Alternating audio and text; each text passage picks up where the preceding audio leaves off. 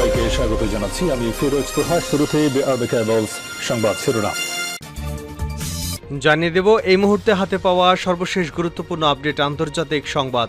Iran Israel ফিলিস্তিনি ত্রিমুখী যুদ্ধ চলছে। এবার ইসরায়েলকে শাস্তি দিতে চায় সৌদি। 9 মাস পেরিয়ে 10 মাসে পড়ল ইসরায়েলি আগ্রাসন।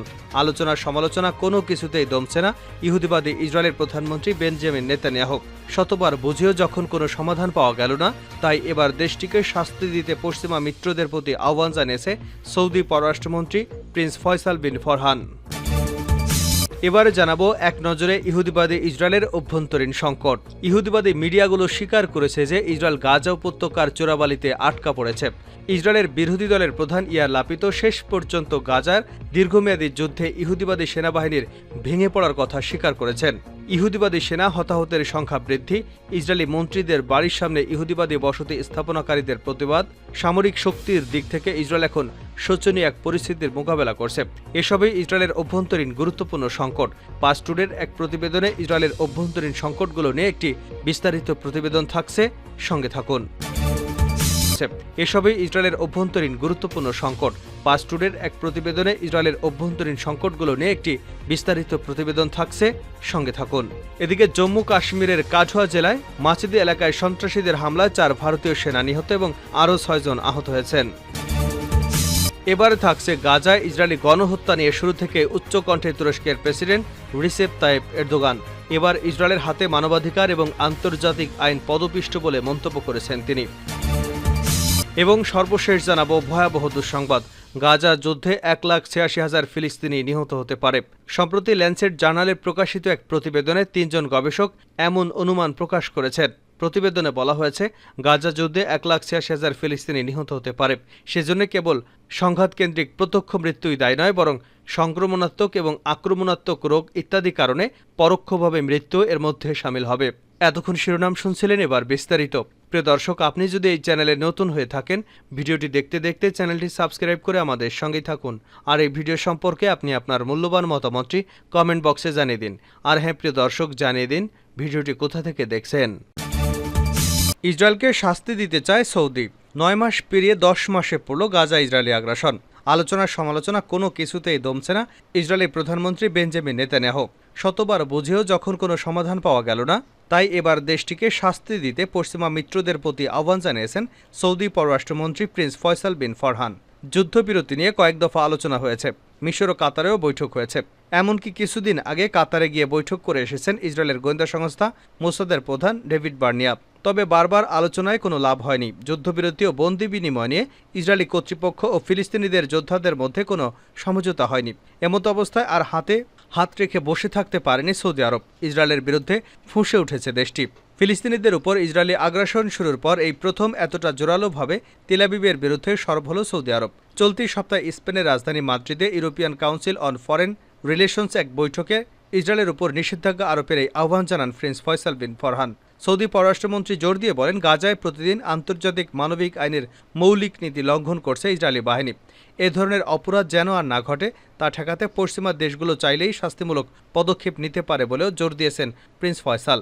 তিনি বলেন, মানবিক ইস্যু বিবেচনায় ইসরায়েলকে জবাবদিহিতার আওতায় আনা যায় কিনা সেই জায়গা থেকে হলেও ইউরোপের জন্য পদক্ষেপ নেওয়া খুব সহজ হবে। ফিলিস্তিন এবং ইসরায়েলের সংঘাতে স্থায়ী এবং ন্যায্য সমাধানের মাধ্যমে 2 রাষ্ট্র প্রতিষ্ঠার ব্যাপারে অধিকাংশ দেশেরই সম্মতি রয়েছে। কিন্তু তারপরও তারা 2 রাষ্ট্র সমাধানের পথে যেসব প্রতিবন্ধকতা, যেমন বসতি স্থাপনের মতো ইসরায়েলি পদক্ষেপের ব্যাপারে নিশ্চুপ হয়ে বসে রয়েছে, এমন কড়া ভাষায় ইসরায়েলের বিরুদ্ধে অভিযোগ করেছেন প্রিন্স ফয়সাল। সৌদি আরবের এমন মন্তব্যের পর এখনও মুখ খোলেনি ইসরায়েল। তবে রিয়াদের এমন মন্তব্য সৌদি ইসরায়েলের সম্পর্কে প্রভাব ফেলতে পারে বলেও মনে করা হচ্ছে। সম্প্রতি দুদেশের মধ্যে সম্পর্ক স্থাপনে যে গুঞ্জন শোনা যাচ্ছিল, তাতেও ভাটা পড়তে পারে। সৌদির সঙ্গে বিবাদে গেলে ইসরায়েলের লাভের চেয়ে ক্ষতি বেশি হবে, কেননা মধ্যপ্রাচ্যে সৌদি আরব তাদের হাতছাড়া হয়ে গেলে আরব দেশগুলোকে দলে ভেড়াতে এতদিনের সব অর্জন ব্যর্থ হয়ে যাবে ইসরায়েলের।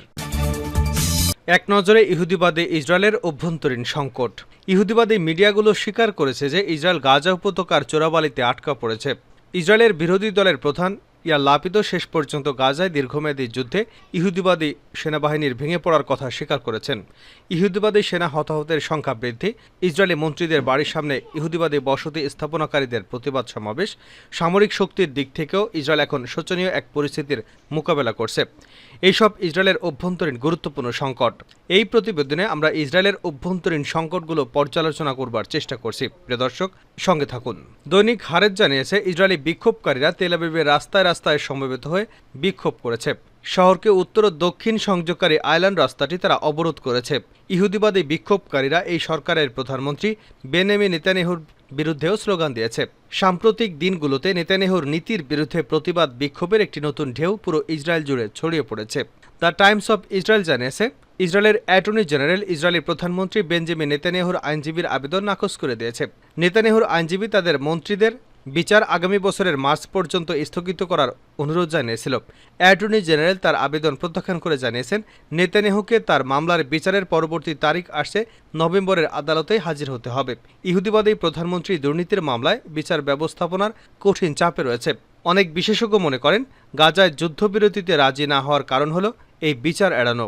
দৈনিক হারেজ নয়া একটি নথি প্রকাশ করেছে। ওই নথিতে দেখা যায়, আকসা তুফান অভিযানে ইসরায়েলি সেনাবাহিনীর হাতে শত শত ইহুদিবাদী নিহত হয়েছে। নথি অনুসারে ইসরায়েলি সেনারা হ্যানিবল প্রকট লঙ্ঘন করে নিজেদের বাহিনীকে লক্ষ্যবস্তু করেছে। এমনকি তারা ইহুদিবাদী বন্দীদের উপর হত্যাকাণ্ড চালিয়েছে। ধ্বংসযজ্ঞের তদন্ত কমিটি সম্প্রতি একটি প্রতিবেদন প্রকাশ করেছে। ওই প্রতিবেদনে গত বছরের 7 অক্টোবর ইসরায়েলি সেনাদের হাতে অন্তত 14 ইহুদিবাদী সেনা নিহত হয়েছে বলে উল্লেখ করা হয়েছে। ইহুদিবাদী মিডিয়া কান জানিয়েছে, ইসরায়েলি মন্ত্রিসভা রিজার্ভ সেনাদের পরিষেবার ব্যাপারে নিরাপত্তা এবং সামরিক কেন্দ্রগুলোর প্রস্তাব নিয়ে আলোচনা করবে। সেই সাথে সেনাবাহিনীতে বাধ্যতামূলক পরিষেবার মেয়াদ 3 বছর করার বিষয়টি আলোচনায় তোলা হবে। তার মানে সেনাবাহিনী নিয়েও চাপে রয়েছে বেঞ্জামিন নেতানিয়াহু। ইহুদিবাদী মিডিয়া আরও স্বীকার করেছে যে ইসরায়েল গাজা উপত্যকার চোরাবালিতে আটকা পড়েছে। উত্তরাঞ্চলীয় ইসরায়েল সহ দক্ষিণ লেবাননের যুদ্ধের ফ্রন্টে হিজবুলার ক্ষেপণাস্ত্র মোকাবেলায় ব্যর্থ হয়েছে আয়রনডোম প্রতিরক্ষা ব্যবস্থা। এদিকে আয়রনডোম প্রতিরক্ষা ব্যবস্থা আল জলিল অঞ্চলের আকাশেও হিজবুলার বেশ কয়েকটি ক্ষেপণাস্ত্র এবং ড্রোনকে বাধা দিতে পারেনি। কাজেই ক্ষেপণাস্ত্রের আঘাতে বেশ কিছু ইহুদিবাদী আহত হয়েছে।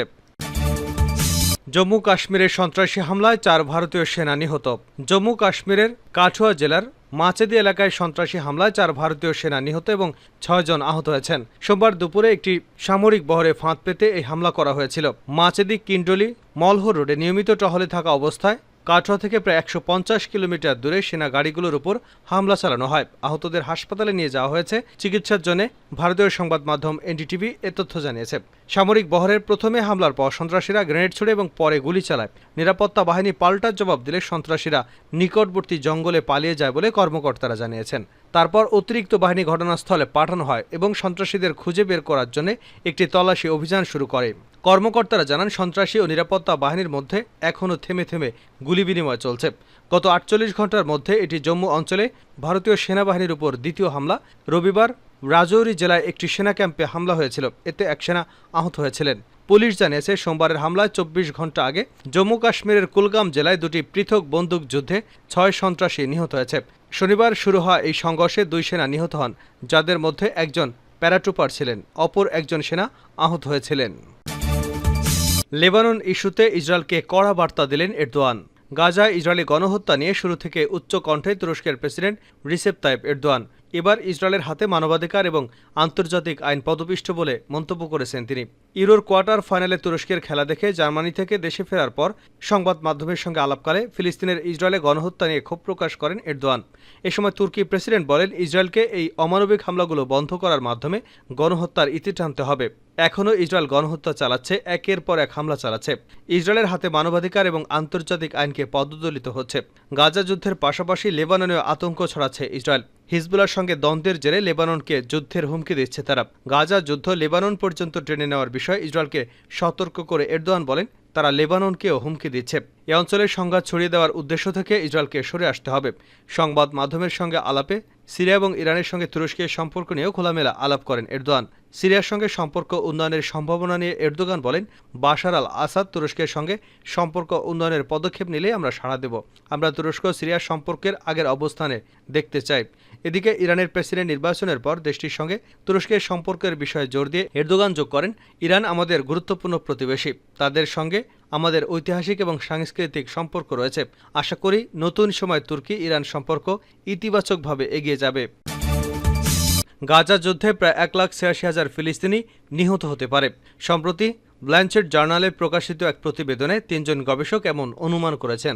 প্রতিবেদনে বলা হয়েছে, গাজা যুদ্ধে 1,86,000 ফিলিস্তিনি নিহত হতে পারে। সেজন্য কেবল সংঘাতকেন্দ্রিক প্রত্যক্ষ মৃত্যুই দায়ী নয়, বরং সংক্রমণ ও অসংক্রমণাত্মক রোগ ইত্যাদি কারণে পরোক্ষভাবে মৃত্যু এর মধ্যে শামিল।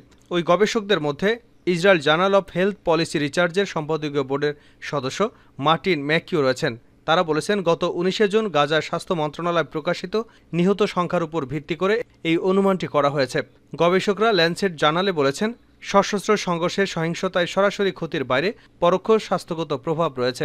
তারা আরও বলেন, এই সংঘাতের তীব্রতার কারণে মোট মৃতের সংখ্যা বড় হবে বলে আশঙ্কা করা হচ্ছে। স্বাস্থ্য পরিচর্যা, অবকাঠামো ধ্বংস, খাদ্য পানীয় এবং আশ্রয়ের তীব্র ঘাটতি, নিরাপদ স্থানে পৌঁছতে জনগণের অক্ষমতা এবং ইউএনআরডব্লিউএতে তহবিলের ক্ষতি ইত্যাদি ওই সংখ্যাকে প্রভাবিত করতে পারে। গবেষকরা যোগ করেন, সাম্প্রতিক সংঘাতে এ ধরনের পরোক্ষ মৃত্যুর সংখ্যা প্রত্যক্ষ মৃত্যুর সংখ্যার 3 থেকে 15 গুণ বেশি। রিপোর্ট করা 37 থেকে 397 মৃত্যুর প্রতি একজনকে প্রত্যক্ষ মৃত্যুর বিপরীতে 4টি পরোক্ষ মৃত্যুর অনুমান করা হয়েছে। সেই হিসেবে গাজার বর্তমান সংঘাতের জন্য 1,86,000 বা তারও বেশি মৃত্যুর জন্য দায়ী হতে পারে এমন অনুমান করা অমূলক নয়।